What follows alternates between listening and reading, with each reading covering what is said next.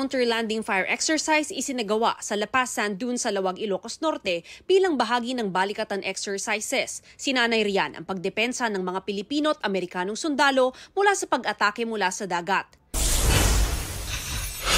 Chibog Tourism, isinusulong ni Pangulong Marcos. Panawagan ng Pangulo sa mga Pinoy, tumulong sa paghikayat sa mga dayuhan na bumisita sa Pilipinas at subukan ang mga pagkaing Pinoy. Grupo ng mga magsasaka, hinihikayat ang publiko na kumain ng saging, kamote at kasava. Alternatibo raw yan sa gitna ng mataas na presyo ng bigas at nakatutulong pa na mapatibay ang resistensya ayon sa Vineyard Agrarian Reform Beneficiaries Cooperative. Mav Gonzalez nagbabalita para sa GMA Integrated News.